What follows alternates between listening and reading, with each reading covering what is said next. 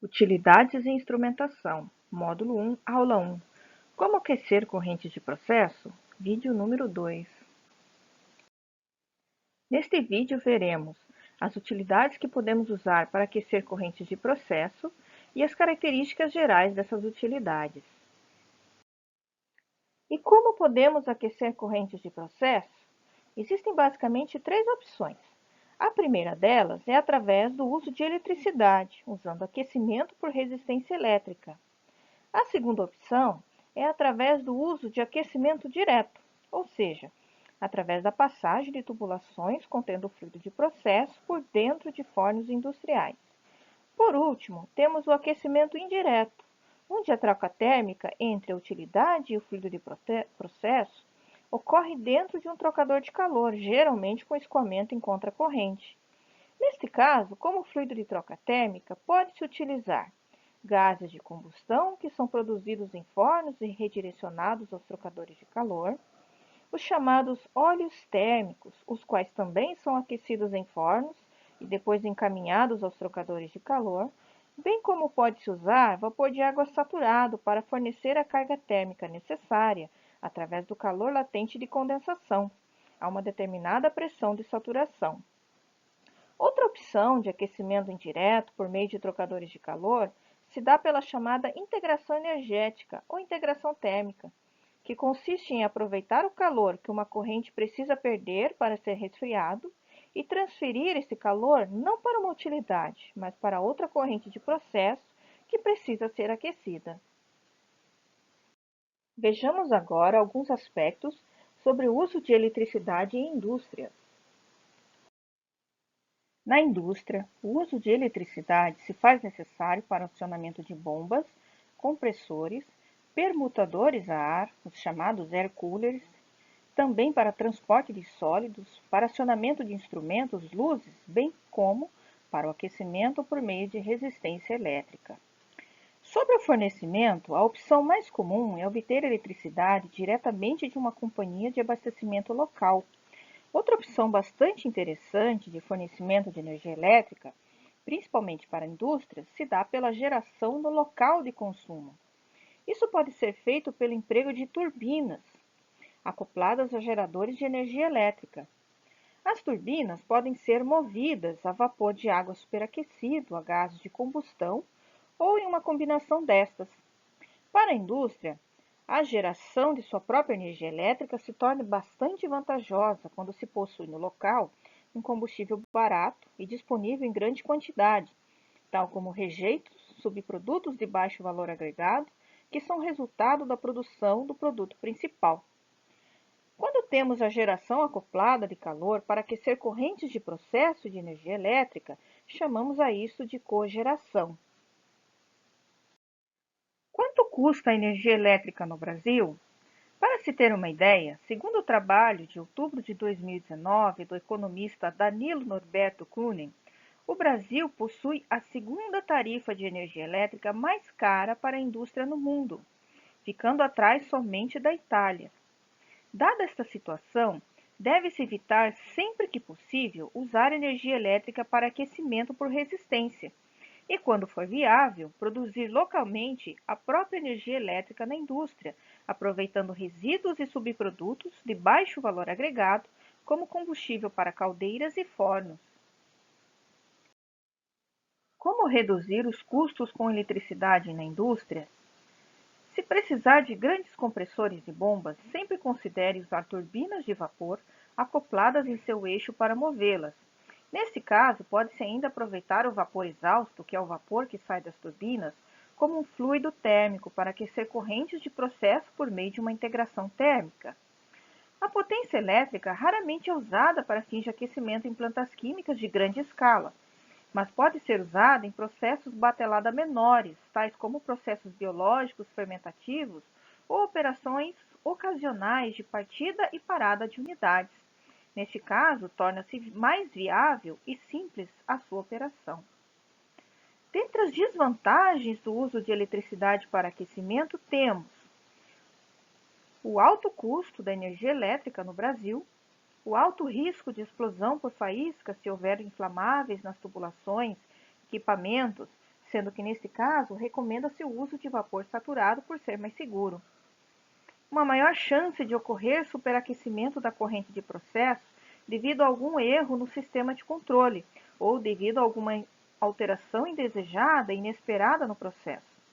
O superaquecimento será algo indesejado se isto acarretar em mau funcionamento do processo, prejuízos na produção e na pureza do produto, gastos desnecessários com utilidades, além de trazer riscos de segurança e possibilidade de degradação térmica de produtos.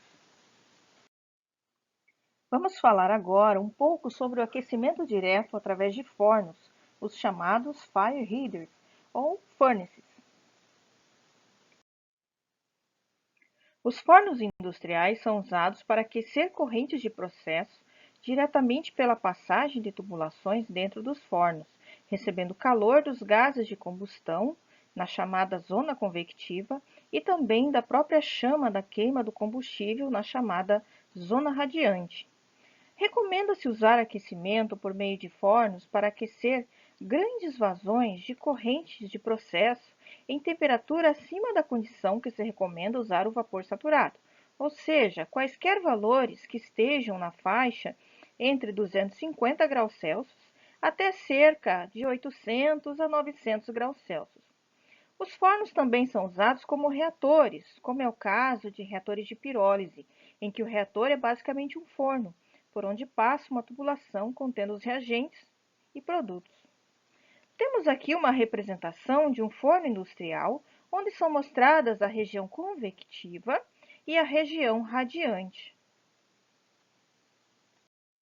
Vejamos agora o aquecimento indireto de correntes de processo. O aquecimento indireto se dá pela passagem de uma utilidade por um trocador de calor, por onde circula uma corrente de processo. Pode-se usar para isso as seguintes utilidades: gases de combustão, um óleo térmico quente que foi previamente aquecido em um forno, vapor de água saturado produzido em uma caldeira, ou por meio de uma integração energética. Vejamos a seguir, de forma breve, cada uma dessas opções. Os gases de combustão de fornos e caldeiras que se encaminham a chaminés podem ser aproveitados e direcionados para aquecer correntes, fornecendo a carga térmica necessária. Em caldeiras grandes, isto já é prática comum, pois traz economia de combustível. Após fornecerem a carga térmica para produzir o vapor dentro do forno, os gases de combustão são direcionados para pré-aquecer o ar de combustão e também a água de alimentação da caldeira. De modo geral, isto pode ser adaptado a qualquer processo produtivo que possui fornos e caldeiras. Das vantagens do uso de gases de combustão como fluido de troca térmica, cita-se a sua estabilidade térmica, podendo ser utilizado para fornecer altas temperaturas ao fluido de processo.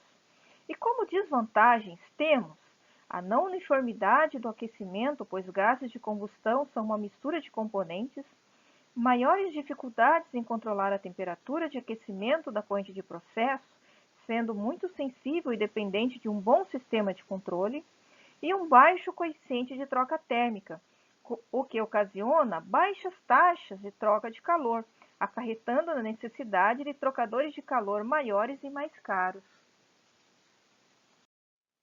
Vamos falar agora um pouco sobre óleos térmicos. O ciclo de óleo térmico é um sistema de circuito fechado, onde o fluido térmico é aquecido em um forno e depois enviado aos pontos de consumo, como trocadores de calor, reator. Local este onde tem a sua temperatura reduzida pela cessão de carga térmica. Após realizada a troca térmica, o fluido retorna ao forno e o ciclo se reinicia.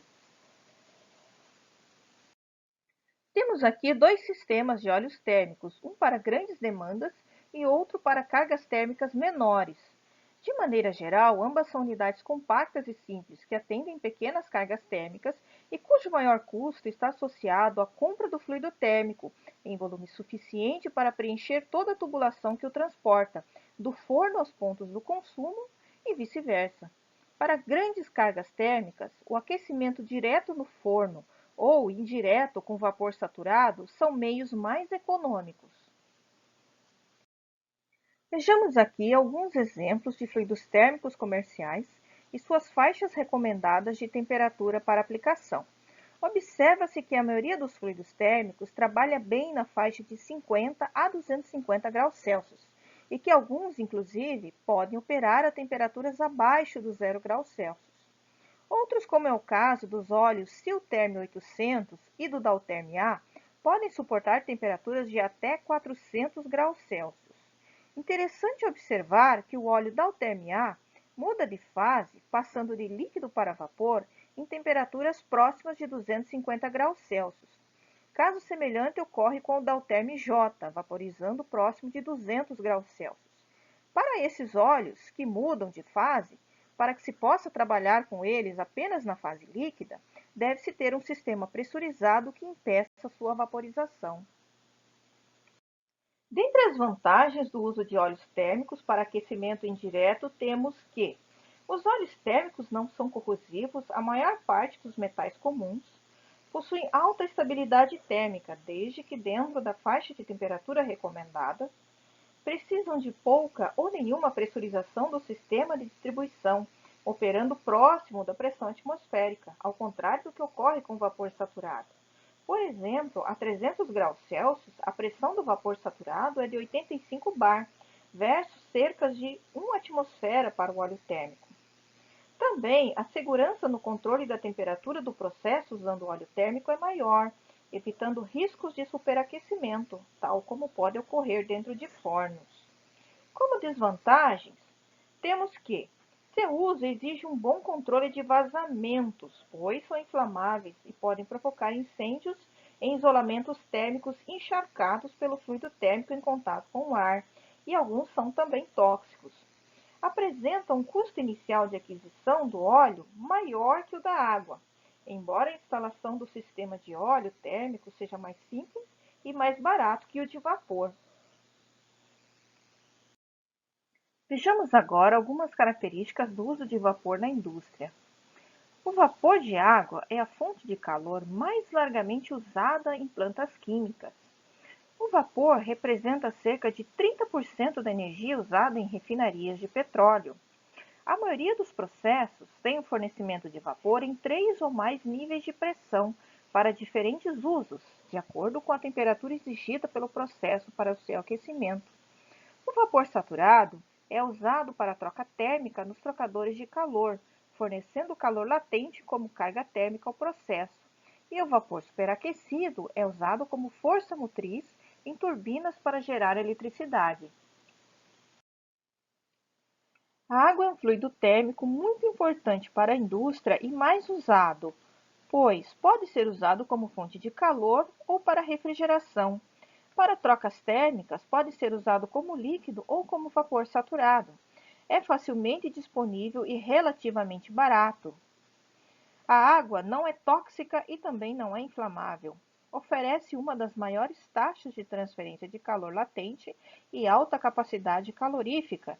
As tecnologias para usar água ou vapor são bem conhecidas. Os equipamentos para usá-la, líquida ou vapor, são encontrados com facilidade no mercado. A água possui estabilidade térmica, não se decompõe. O calor de condensação da água é alto, ou seja, possui uma alta carga térmica por quilo de vapor a uma temperatura constante, o que resulta em um alto valor do coeficiente global de troca térmica e em trocadores de calor menores e mais baratos. Resulta também em menores vazões de fluido térmico necessárias para atender uma carga térmica.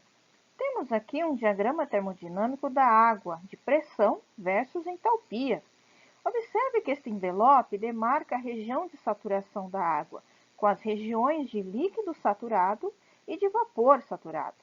Aqui podemos observar a relação da temperatura e da pressão de saturação.